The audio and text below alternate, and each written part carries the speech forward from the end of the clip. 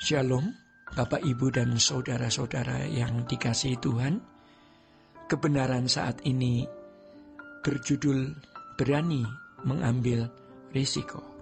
Saudara-saudara, kita tidak dapat menemukan sesuatu yang berharga dalam hidup ini kecuali kita berani mengambil risiko, mempercayai kehidupan yang akan datang di langit baru dan bumi yang baru, dan mengarahkan diri sepenuhnya hanya kepada kehidupan yang akan datang itu.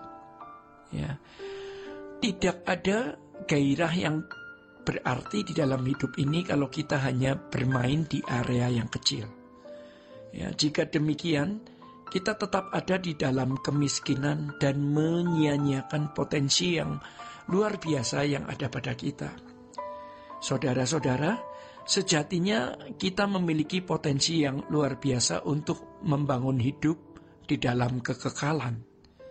Tetapi kalau area berpikir kita hanya kepada area kecil atau sempit, bermain untuk hal-hal yang kecil, ya, maka kita tidak memiliki gairah yang berarti. Ya. Namun inilah yang dilakukan oleh hampir semua manusia, termasuk hampir semua orang Kristen. Tapi banyak orang tidak menyadarinya karena konsep kemiskinan maupun konsep kekayaan yang dipahami oleh orang pada umumnya adalah hal-hal bendani atau hal-hal duniawi.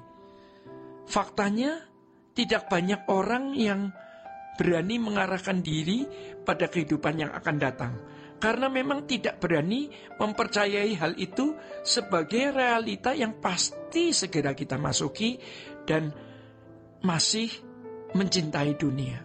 Ya, saudara-saudara, hal ini beresiko loh. Ya, karena kita tidak boleh terikat dengan dunia. Ya, hal ini sangat beresiko. Ya, jadi kita sudah tidak boleh terikat dengan dunia. Seseorang baru menemukan gairah yang bernilai, seiring atau seimbang dengan potensi yang ada pada manusia.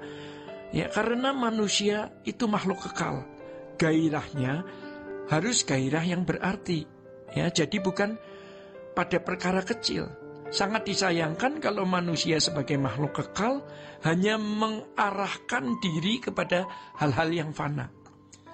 Saudara-saudara, sesungguhnya satu hal yang paling mendesak dalam hidup kita ini adalah apakah kita ini memiliki area beraktivitas hidup di bumi atau sudah benar-benar memfokuskan pada kehidupan yang akan datang. Di dalam Kolose 3 ayat 1-3 dikatakan, carilah perkara yang di atas, bukan di bumi. Pikirkan perkara yang di atas, bukan di bumi. Ya, Tuhan Yesus berkata di Matius 6 ayat 19-20, kumpulkan harta di surga, bukan di bumi.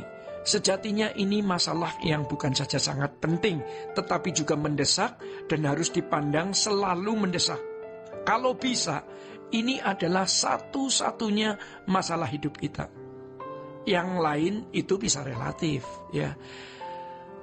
Tinggal di rumah besar atau rumah kecil, rumah pribadi atau rumah kontrak, itu relatif, ya. Tidur di atas kasur empuk atau di atas dipan atau kayu keras, itu relatif. Makan makanan yang mahal atau yang tidak mewah, yang penting bukan makanannya, tapi sehatnya dan nikmatnya. Jadi itu relatif. Nah, saudara-saudara, tetapi masalah kekekalan tidak relatif. Manusia dalam kebodohannya mengutamakan yang relatif, tetapi tidak mengutamakan yang mutlak.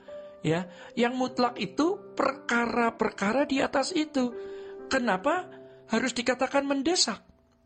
Karena kalau aktivitas kita terus-menerus terfokus pada masalah-masalah yang fana, yaitu masalah fana dunia ini, kita tidak akan mampu mengangkat kepala melihat perkara-perkara yang di atas. Banyak orang tidak memandang ini sebagai hal yang mendesak. Ya, dan memang kuasa gelap akan bermanuver menghujani seseorang dengan berbagai kesenangan, kesibukan, cita-cita, obsesi, dan passion yang lain atau gairah-gairah yang lain. Puncaknya adalah ketika orang Kristen berpikir surga tidak perlu dipikirkan sekarang, bisa ditunda nanti. Ya, biasanya hal ini terkait dengan pengajaran atau doktrin yang memang tidak mengajarkan bahwa keselamatan itu harus direspon secara bertanggung jawab. Saudara-saudara, banyak orang berpikir bahwa selalu masih ada kesempatan, sehingga masih bisa ditunda untuk mengutamakan Allah. Padahal Alkitab jelas memperingati kita lewat kasus Esau, ya, yang tidak mempunyai kesempatan lagi memperoleh hak kesulungannya walaupun dengan air mata. Ya, yang membuat banyak orang Kristen tertipu adalah ketika ia merasa bahwa mereka tidak bermaksud mengkhianati Tuhan dan tidak mengingini masuk neraka.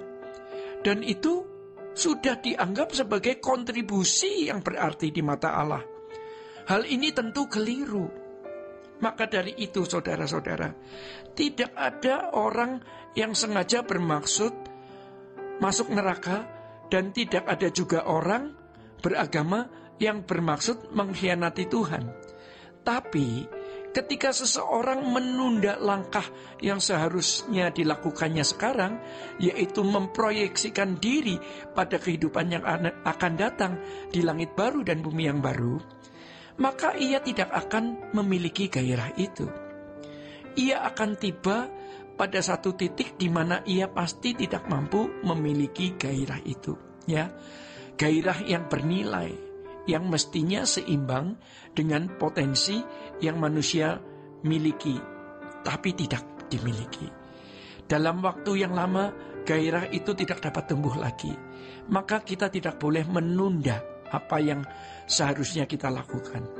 Saudara-saudara, masalahnya banyak orang Kristen merasa bahwa Tuhan memaklumi, Tuhan menolerir keadaan mereka yang seperti itu.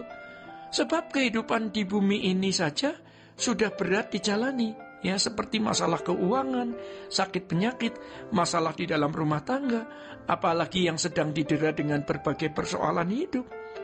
Itu sudah membuat tenggelam. Maka bagaimana bisa masih harus memikirkan surga, atau hidup berkenan kepada Tuhan, atau hidup dalam kesucian Tuhan? Maka dari itu, gairah memikirkan kehidupan yang akan datang dianggap tidak bisa dijangkau atau tidak perlu lagi. Bapak, Ibu, dan saudara-saudara, sejatinya ini bukanlah alasan yang dapat kita ajukan agar kita tidak perlu memikirkan hal kekekalan yang penting dan mendesak. Ya, orang-orang yang sengaja dan beralasan seperti ini pasti akan mengalami kematian yang tidak bermartabat. Bapak, Ibu yang dikasihi Tuhan dan saudara-saudara semua, demikian kebenaran saat ini. Tuhan Yesus memberkati. Sola Gracia.